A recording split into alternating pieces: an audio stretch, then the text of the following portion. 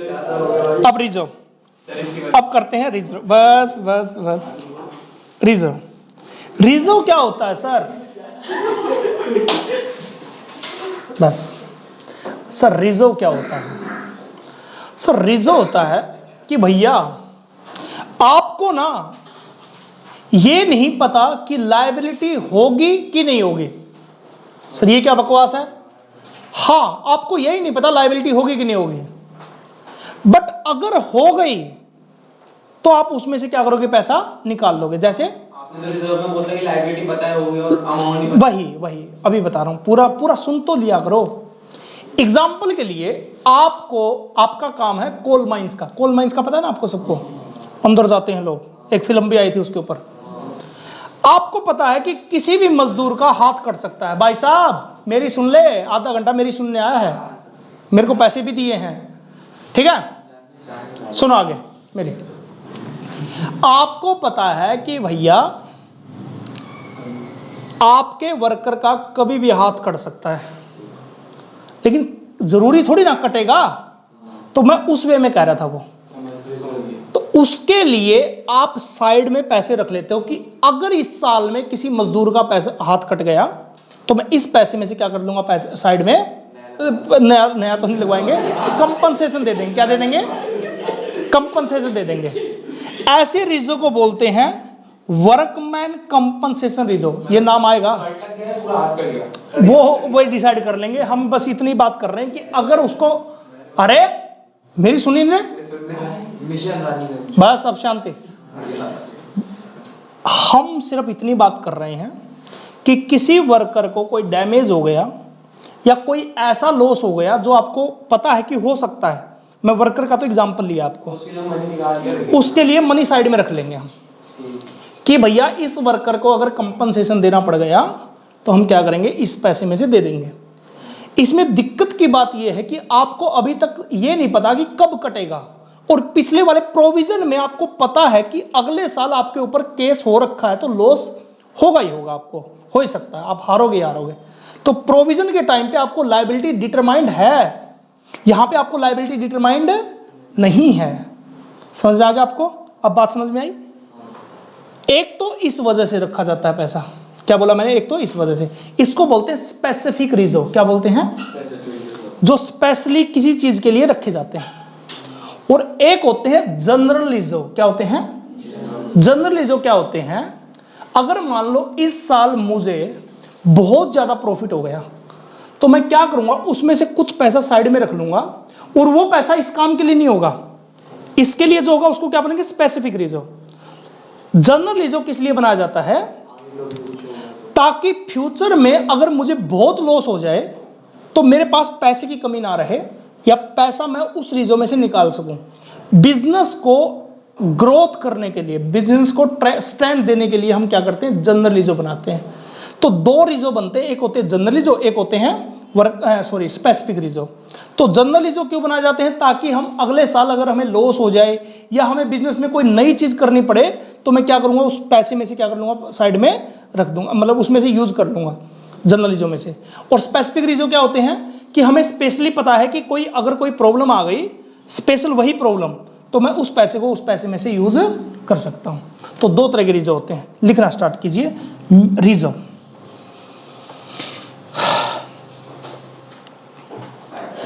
Reserve means a amount set aside,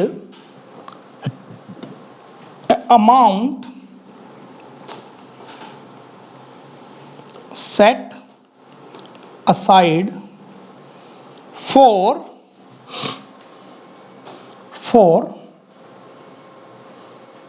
meet a liability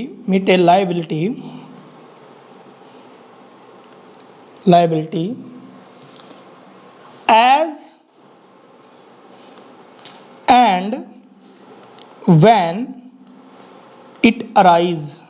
देखो ये word बहुत important है कि जब होगी तब करेंगे। आज भी हो सकती है वो, 10 दिन बाद भी हो सकती है, 1 साल बाद भी हो सकती है, 2 साल बाद भी हो सकती है, हमें ये नहीं पता कब होगी। लेकिन अगर हमने रिजर्व बना के रख दिया तो उस पैसे का यूज सिर्फ किस लिए होगा, उस लायबिलिटी को राइज करने के लिए। And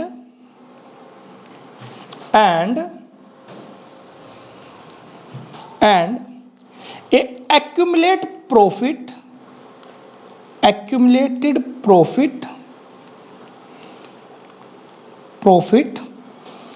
for strengthen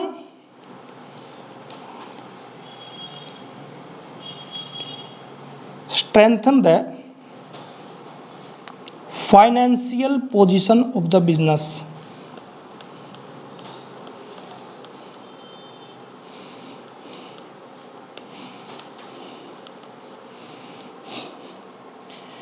number 2 point लिखिए इसका।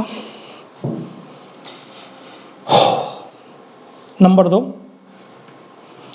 Rijo is a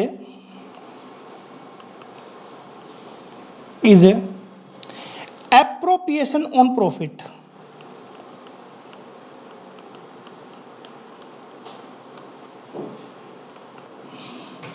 Rijo is a appropriation on profit। Sir इसका क्या मतलब है, ये बताओ। प्रोविजन क्या था प्रॉफिट के ऊपर, चार्ज, और ये क्या है, दोनों में डिफरेंस है। चार्ज होता है जिसका बनाना जरूरी है, जो आपको क्रिएट करना ही पड़ेगा। अगर आपको पता चल गया कि फ्यूचर में लॉस हो जाएगा आपको, तो आज आप क्रिएट करोगे ही करोगे। लेकिन एप्रोप्रिएशन होता है कि अगर आपका मन है, चलो मन को थोड़ा साइड में कर देते हैं, अगर आपके पास बहुत ज्यादा प्रॉफिट है तभी आप बनाओ। अगर आपको लगता है कि आपके पास सफिशिएंट प्रॉफिट नहीं है तो आप मत बनाओ, ठीक है। एप्रोप्रिएशन का मतलब है कि ऑप्शनल है। क्या है, ऑप्शनल है। लेकिन चार्ज का मतलब क्या है, जिसको बनाना ही बनाना है। समझ में आ गया बात, चलिए बहुत बढ़िया। लिखिए type of reserve, type of reserve. Number 1 general reserve,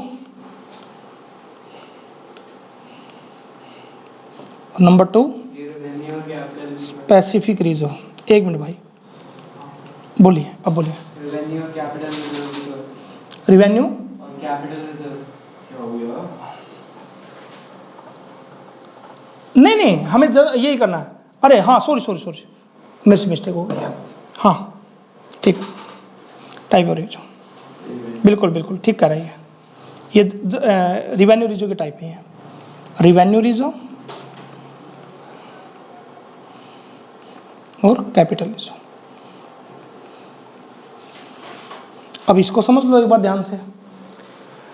sir revenue reserve क्या होता है, इसको समझने के लिए भी दिमाग को शांत करना पड़ेगा 2 मिनट के लिए।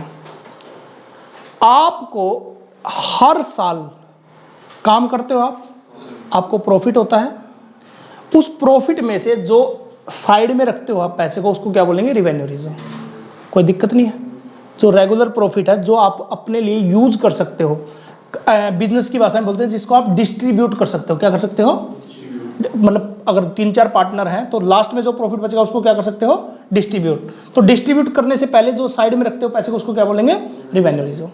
तो सर कैपिटल रिजर्व क्या होता है, कैपिटल रिजर्व होता है जो वापस बिजनेस में इन्वेस्ट कर सकते हैं। हाँ, कैपिटल रिजर्व नहीं, कैपिटल रिजर्व तो वही हो गया ना, नहीं, नो, कैपिटल वर्ड पे मत जाओ, बहुत अलग है। सर कैपिटल रिजर्व क्या होता है, जो आपका बिजनेस नहीं है। क्या बोला मैंने, जो आपका बिजनेस नहीं है, कोई ऐसा काम करते हो आप जो आप हर साल नहीं करते। सर ये क्या बकवास है। एग्जांपल के लिए मैंने एसी बेचा, क्या बोला मैं, नहीं, कमीशन भी आपका बिजनेस का पार्ट है, नॉन ऑपरेटिंग इनकम है वो, लोन पे इंटरेस्ट आया, ये भी नॉन ऑपरेटिंग इनकम है। कोई ऐसा काम जो आप कई सालों में एक बार करते हो, जैसे अपनी एसेट्स बेच देना। मेरे को ये सारे बेंच बेचने पड़ गए, मैं नए बेंच ला रहा हूँ। फिक्स एसेट बेच देना, क्या बेच देना, फिक्स एसेट। इन्वेस्टमेंट खरीद के इन्वेस्टमेंट बेच देना, उसके ऊपर ब्याज नहीं। मान लो मैंने 1 लाख रुपए की कोई जमीन खरीदी एग्जांपल के लिए, और उसको 3 लाख में बेच दिया, तो कितने का प्रॉफिट हुआ, 2 लाख का। तो अगर आप कोई ऐसा काम करते हो जो एसेट्स बेच के, या कोई ऐसा काम करते हो उससे जो प्रॉफिट कमाते हो, उसको बोलते हैं कैपिटल प्रॉफिट। क्या बोलते हैं, और कैपिटल प्रॉफिट में से जो रिजर्व क्रिएट करते हो उसको क्या बोलते हैं, कैपिटल रिजर्व।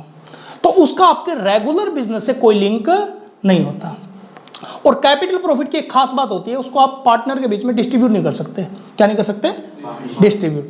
तो हमेशा याद रखना, रिवेन्यू रिजर्व हमेशा होता है जो प्रॉफिट आप डिस्ट्रीब्यूट कर सकते हो उसमें से जो क्रिएट किया जाए उसको क्या बोलेंगे, रिवेन्यू रिजर्व। और जो कैपिटल नेचर के प्रॉफिट से जो क्रिएट किया जाए उसको क्या बोलेंगे, कैपिटल रिजर्व। बात समझ में आई? चलिए लिखना स्टार्ट कीजिए। Revenue reserve, revenue reserve is, revenue reserve is a amount, इसके बारे में बात कर रहा हूं मैं, set aside out of revenue profit. ये वर्ड बड़ा इंपॉर्टेंट है भैया। सर रिवेन्यू प्रॉफिट क्या होता है? Which are available for distribution,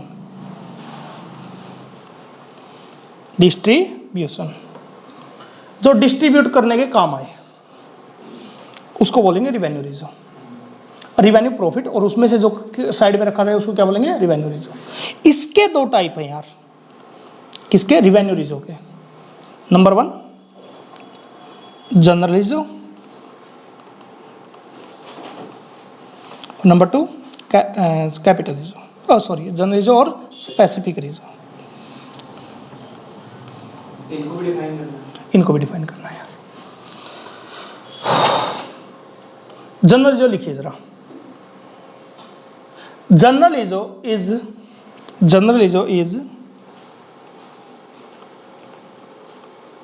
is a amount set aside out of profit not for a specific purpose,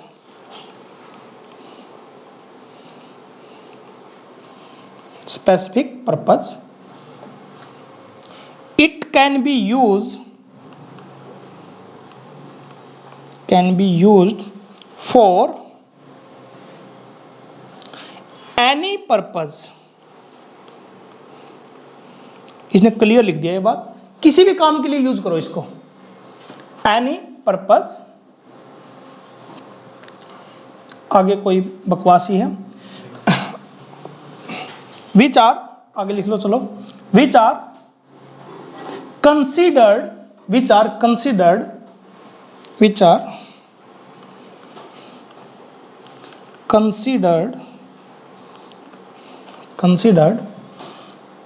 appropriate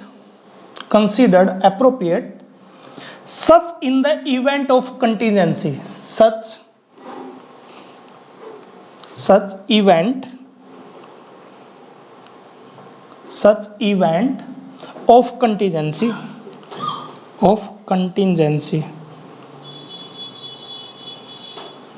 and expansion of business।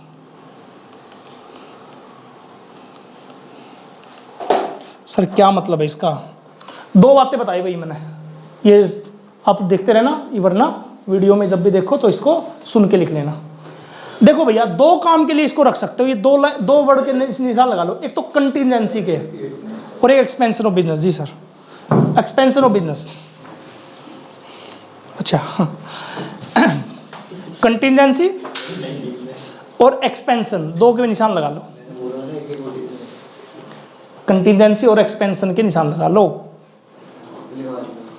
Contingency क्या होता है? कंटिजेंसी होता है एक ऐसी लायबिलिटी जिसका आपको पहले से नहीं पता। क्या मतलब सर? मतलब कोई ऐसी लायबिलिटी आ जाए, कोरोना आ जाए, सारे बिजनेस बंद हो जाए, तो आपके पास रिजर्व में पैसे नहीं पड़े होंगे। ये तो रिजर्व वर्ड सुना होगा ना आपने, घर में क्या काम आते थे जो कोरोना के टाइम पे, जो रिजर्व में पड़े होते थे पैसे, सेविंग्स। तो कंटिजेंसी होता है कि अगर कोई ऐसा लॉस आ जाए आपका जो आपको पता ही नहीं है, तो उसके लिए इस पैसे को यूज कर सकते हो।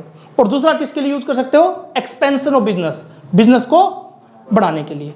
दो कामों के लिए इस पैसे को यूज कर सकते हो सिर्फ। समझ में आया? और ऊपर तो लिख ही दिया, किसी भी काम के लिए यूज करो, not for a specific, it can be use for any purpose. किसी काम के लिए यूज करो भैया, लेकिन मेन दो ही काम रहेंगे, कंटिजेंसी और एक्सपेंशन। आगे लिखो जरा, specific reserve, specific reserve, specific reserve is amount set aside out of profit for a specific purpose, and can be utilized for a specific purpose and can be utilized for that particular purpose, that can be utilized for that particular purpose,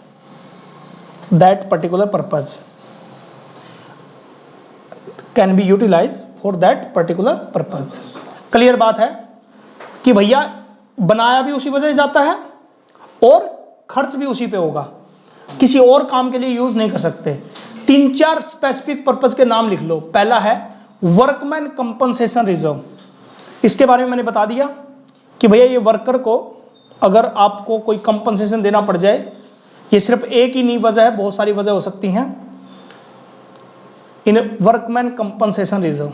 number 2 लिख लो investment fluctuation reserve, investment fluctuation reserve. Sir ये क्या होता है? आपने कहीं पे investment कर रखी है और आपको पता चल गया कि वहां मार्केट गिरेगी और आपका लॉस होने वाला है बहुत ज़्यादा, और आपको उसी लॉस में उस इन्वेस्टमेंट को बेचना पड़ जाए, आप वेट नहीं कर सकते, तो जो लॉस होगा उसके लिए आज ही पैसा साइड में रख लो।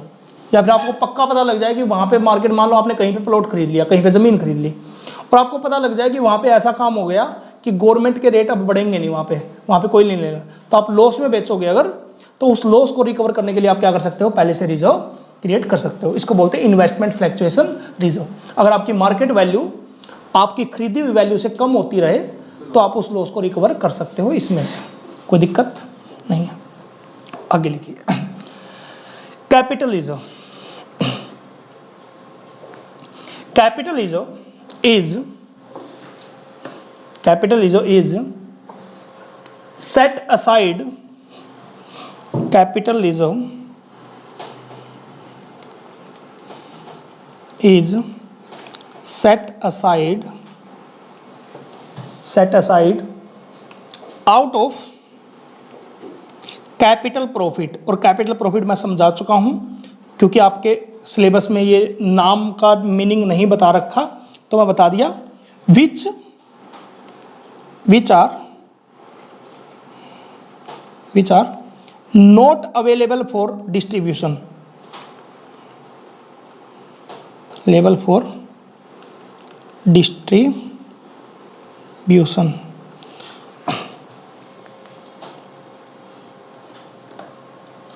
इसके कुछ एग्जाम्पल लिख लो। किसके? कैपिटल रिजर्व के। कैपिटल रिजर्व के मतलब कैपिटल रिजर्व किस किस में बन सकता है, एग्जाम्पल लिख लो। Number 1 profit on sale of fix assets, इससे आप कैपिटल रिजर्व बना सकते हो। Profit on sale of fix assets. आगे लिखिए। अगले कुछ नाम आपको शायद 11th क्लास में समझ में ना आए, 12th क्लास में बहुत अच्छे समझ में आ जाएंगे, तो समझ लेना। लिखिए profit on redemption of debenture, profit on redemption of debenture, profit on redemption of debenture.